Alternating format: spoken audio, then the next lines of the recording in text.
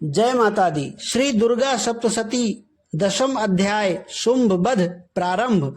मैं मस्तक पर अर्धचंद्र धारण करने वाली शिवशक्त स्वरूपा भगवती कामेश्वरी का हृदय में चिंतन करता हूँ। वे तपाए हुए सुवर्ण के समान सुंदर हैं। सूर्य, चंद्रमा और अग्नि ये ही तीन उनके नेत्र हैं तथा वे अपने मनोहर हाथों में धनुष, बाण, अंकुश, पाश और शूल धारण किए हुए हैं। ऋषि कहते हैं, राजन, अपने प्राणों के समान प्यारे भाई निशुंभ को मारा गया देख तथा सारी सेना का संहार होता जान शुंभ ने कुपित होकर कहा, दुष्ट दुर्गे, तू बल के अभिमान में आकर झूठ मूठ का घमंड ना दिखा। तू बड़ी मानिनी बनी हुई है किंतु दूसरी स्त्रियों के बल का सहारा लेकर लड़ती है।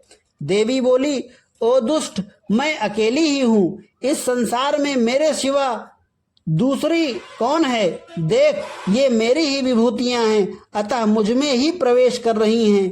तदंतर ब्रह्माणी आज समस्त देवियां अंबिका देवी के शरीर में लीन हो गई। उस समय केवल अंबिका देवी ही रह गई। देवी बोली, मैं अपनी ऐश्वर्य शक्ति से अनेक रूपों में यहाँ उपस्थित हुई थी। उन सब रूपों को मैंने समेट लिया। अब अकेली ही युद्ध में खड़ी हूँ, तुम भी स्थिर हो जाओ। ऋषि कहते हैं, तदंतर देवी और शुंभ दोनों में सब देवताओं तथा दानवों के देखते देखते भयंकर युद्ध छिड़ गया। बाणों की वर्षा तथा तीखे शस्त्रों एवं दारुण अस्त्रों के प्रहार के कारण उन दोनों का युद्ध सब लोगों के लिए बड़ा भयानक प्रतीत हुआ। उस समय अंबिका देवी ने जो सैकड़ों दिव्य अस्त्र छोड़े, उन्हें दैत्यराज शुंभ ने उनके निवारक अस्त्रों द्वारा काट डाला। इसी प्रकार शुंभ ने भी जो दिव्य अस्त्र चलाए, उन्हें परमेश्वरी ने भयंकर हुंकार शब्द के उच्चारण आदि द्वारा खिलवाड़ में ही नष्ट कर डाला। तब उस असुर ने सैकड़ों बाणों से देवी को आच्छादित कर दिया। यह देख क्रोध में भरी हुई उन देवी ने भी बाण मारकर उसका धनुष काट डाला। धनुष कट जाने पर फिर दैत्यराज ने शक्ति हाथ में ली, किंतु देवी ने चक्र से उसके हाथ की शक्तियों को भी काट गिराया। तत्पश्चात दैत्यों के स्वामी शुंभ ने 100 चांद वाली चमकती हुई ढाल और तलवार हाथ में ले उस समय देवी पर धावा किया।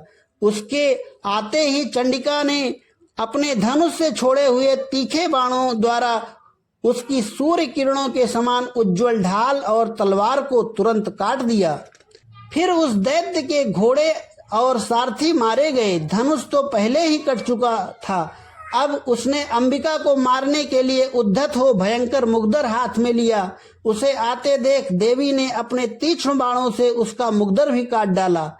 इस पर भी वह असुर मुक्का तान कर बड़े वेग से देवी की ओर झपटा। उस दैत्य ने देवी की छाती में मुक्का मारा।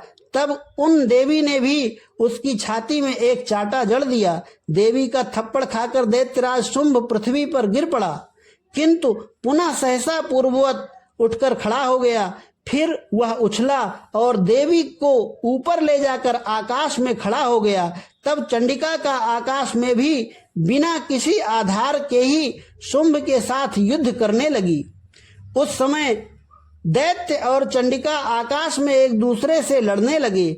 उनका वह युद्ध पहले सिद्ध और मुनियों को विस्मय में डालने वाला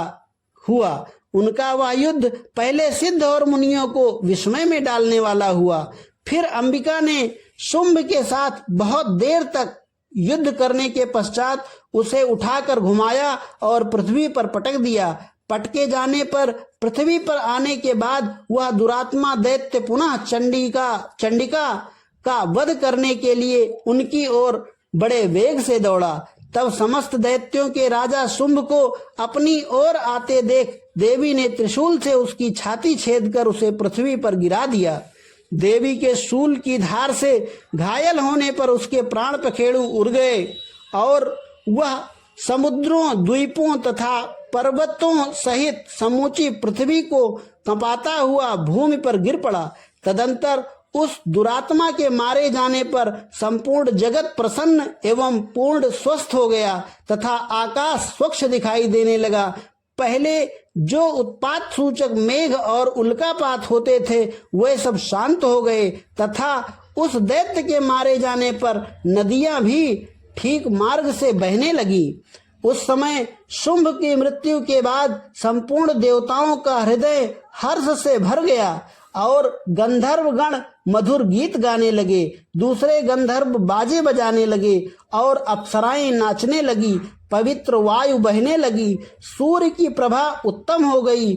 अग्निशाला की बुझी हुई आग अपने आप प्रज्वलित हो उठी तथा संपूर्ण दिशाओं के भयंकर शब्द शांत हो गए। इस प्रकार श्री मार्कंडेय पुराण में सावर्णिक मनवंतर की कथा के अंतर्गत देवी महात्म्य में शुंभ बध नामक 10वां अध्याय पूरा हुआ। जय माता दी।